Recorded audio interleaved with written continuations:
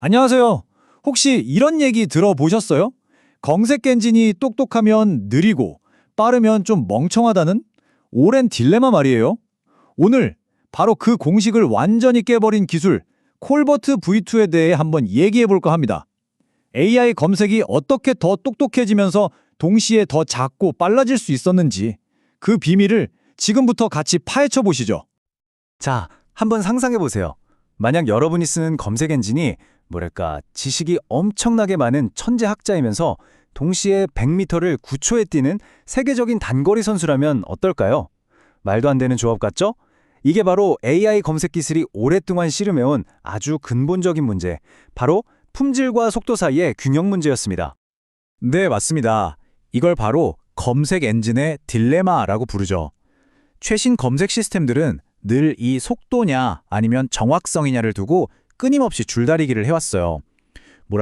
하나를 얻으려면 다른 하나는 어느 정도 포기해야 하는 그런 상황이었던 거죠. 이 딜레마를 좀 더 쉽게 이해하려면 딱 두 명의 경쟁자를 생각하시면 돼요. 한 명은 번개처럼 빠른 스프린터, 바로 다닐 벡터 모델이고요. 다른 한 명은 아주 꼼꼼하고 박식한 학자, 후기 상호작용 모델입니다. 이 둘이 바로 현재 AI 검색의 양대 산맥이라고 할 수 있죠. 먼저 스프린터부터 볼까요? 이 단일 벡터 모델은요, 이름처럼 정말 빠릅니다. 그리고 효율적이죠. 비유하자면 두꺼운 책 한 권의 모든 내용을 딱 한 문단으로 요약해버리는 거예요. 모든 정보를 하나의 요약 벡터에 꾹꾹 눌러 담는 거죠. 근데 문제가 뭘까요? 맞아요. 이렇게 요약하다 보면 책의 섬세한 뉘앙스나 아주 결정적인 디테일들을 놓쳐버릴 수 있다는 거. 이게 치명적인 단점입니다. 자, 그럼 이번엔 학자 모델을 한번 보죠. 이 후기 상호작용 모델은 이건 완전 정반대예요. 책을 요약하는 게 아니라 책에 있는 모든 단어 하나하나, 그러니까 AI가 이해하는 최소 단위인 토큰마다 아주 상세한 색인을 만드는 겁니다. 이러니 미묘한 의미 차이까지 기가 막히게 잡아내죠. 하지만 세상에 공짜는 없죠. 문제는 이 어마어마한 색인이 차지하는 저장 공간이에요.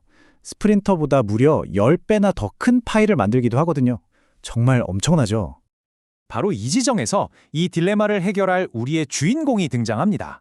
품질과 효율성, 이 두 마리 토끼를 다 잡기 위해 태어난 모델, 바로 콜밭 B2입니다. 콜베트의 미션은 아주 명확했어요. 한마디로 학자의 천재적인 두뇌를 스프린터의 날렵한 몸에 집어넣는 것. 그러니까 엄청난 용량을 차지하지 않으면서도 최고 수준의 검색 품질을 달성하는 거였죠. 자, 그럼 콜버트 V2는 도대체 어떻게 이 불가능해 보이는 미션을 성공시켰을까요? 그 비결, 바로 더 똑똑하게 그리고 더 작게 만드는 두 가지 핵심 기술에 숨어 있습니다. 첫 번째 비법은 바로 노이즈 제거 지도 학습이라는 건데요. 쉽게 말해서 학생 모델이 엄청나게 똑똑한 족집게 과외 선생님 모델한테 특별 수업을 받는 거예요. 이 선생님 모델은 정답을 거의 완벽하게 알고 있거든요.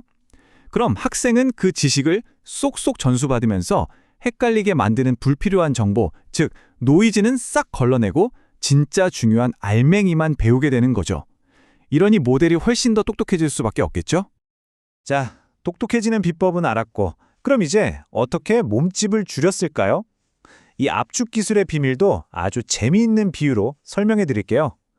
여러분이 지금 친구한테 길을 알려줘야 한다고 한번 생각해 보세요. 옛날 방식이라면 북위 37.5759도, 동경 126.9768도 이렇게 복잡한 GPS 좌표를 통째로 불러줬을 거예요. 정확하긴 한데 이걸 누가 외워요? 정보량도 너무 많고요. 근데 콜버트 V2 방식은 이렇습니다. 야, 일단 광화문 사거리로 와. 이렇게 누구나 아는 기준점, 즉 랜드마크를 딱 찍어주고 거기서 북쪽으로 한 20걸음만 더 가면 돼. 이렇게 아주 작은 추가 정보만 주는 거죠. 어때요? 훨씬 간단하고 효율적이죠? 이게 바로 잔여압축이라는 기술의 핵심 아이디어입니다. 딱 3단계로 이루어져요. 첫째, 수많은 데이터들 중에서 가장 가까운 대표점, 우리만의 랜드마크를 찾습니다. 둘째, 그 랜드마크에서 실제 위치까지의 아주 작은 차이, 이걸 잔여값이라고 하는데 요것만 딱 계산해요. 마지막으로 셋째, 이 랜드마크 정보랑 아주 작은 잔여값 정보, 딱 이 두 개만 저장하는 겁니다. 이러니 데이터 크기가 확 줄어들 수밖에 없는 거죠. 자, 그럼 이론은 알겠고, 그래서 이 두 가지 비법이 실제로 어떤 결과를 만들어냈을까요? 이제부터가 진짜 하이라이트입니다. 결과가 정말 놀랍거든요. 보세요. 이 잔여 압축 기술 하나만으로 인덱스 크기가 무려 6배에서 10배나 줄었습니다. 덩치가 엄청나게 컸던 그 학자 모델이 이제 스프린터처럼 날씬해진 거예요. 자, 이 그래프를 한번 보세요. 이게 진짜 재밌습니다. MS 마르코라는 일종의 표준 검색 능력 시험 결과인데요. 점수가 높을수록 당연히 더 똑똑하다는 뜻이겠죠? 맨 왼쪽이 콜벨트 V2인데 보이시나요? 몸집을 그렇게나 줄였는데도 성능이 떨어진 게 아니라 오히려 기존 모델들보다 훨씬 더 높은 점수를 받았어요. 이건 뭘 의미할까요? 콜벨트 V2는 그냥 작아진 게 아니라 아예 더 똑똑해졌다는 뜻입니다. 결국 핵심은 이겁니다. 콜버트 V2는 우리가 맨 처음에 얘기했던 그 지긋지긋한 딜레마를 보기 좋게 해결해버린 거죠. 최고 수준의 품질과 아주 가벼운 몸집, 이 두 마리 토끼를 다 잡은 겁니다. 그런데 사실 이런 실험실 벤치마크 점수만으로는 좀 부족하죠. 진짜 실력은 어디서 드러날까요? 바로 실제 세상의 온갖 복잡하고 까다로운 질문들을 얼마나 잘 소화하느냐에 달려 있습니다. 개발한 연구진들도 바로 이 점을 아주 중요하게 생각했어요. 이 논문 인용문을 보면 모델이 아주 전문적이거나 흔치 않은 롱테일 질문에 얼마나 잘 대처하는지가 진짜 중요하다고 말하고 있거든요.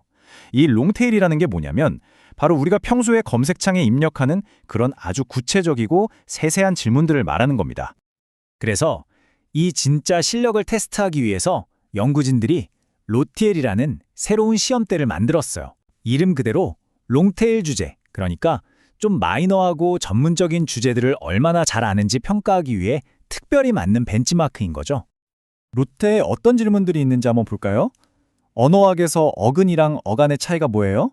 같은 전문적인 질문부터 아바타의 에어밴더가 아직 남아있나요? 같은 서브컬처 질문. 캐시 메모리는 어떻게 그렇게 빠른 거죠? 하는 공학 질문까지 정말 다양하고 구체적이죠? 바로 이런 질문들이야말로 AI 검색 모델의 찐 실력을 보여주는 진짜 시험 문제인 셈입니다. 자, 그리고 그 결과가 바로 이 표에 나와 있습니다. 장문, 기술, 라이프스타일 같은 이런 까다로운 분야들에서 맨 윗줄에 있는 콜버트 V2가 다른 쟁쟁한 모델들을 꾸준히 앞서는 걸 볼 수 있죠. 한마디로 질문이 어려워질수록 콜버트 V2의 진가가 더 드러난다는 겁니다. 이게 뭘 의미할까요? 아주 명확합니다. 콜버트 V는 그냥 연구실에서만 좋은 점수를 받는 그런 모델이 아니라는 거예요. 바로 우리가 매일같이 검색창에 던지는 그런 현실적인 질문들을 해결하는데 정말 강력한 성능을 보여준다는 거죠. 자, 그럼 오늘 이야기의 핵심, 콜버트 V2의 성공 공식을 마지막으로 정리해 볼까요? 첫째, 족집게 과외 같은 노이즈 제거 지도학습으로 더 똑똑해졌고요. 둘째, 랜드마크와 약간의 거리만 기억하는 잔여 압축으로 몸집을 확 줄였습니다. 그리고 이 모든 게 후기 상호작용이라는 아주 튼튼한 기본기 위에서 가능했던 거죠. 이 세 가지의 환상적인 조합이 바로 콜버트 V2의 비밀이었습니다. 콜버트 V2는 AI가 더 똑똑하게와 더 가볍게라는 두 목표를 동시에 이룰 수 있다는 걸 확실히 보여줬습니다. 자, 그렇다면 앞으로 우리의 디지털 비서들이 우리가 입력한 질문뿐만 아니라 그 질문 뒤에 숨어있는 진짜 의도까지 읽어내는 날이 과연 얼마나 남았을까요? 미래의 검색이 어떤 모습일지 정말 기대되지 않으세요?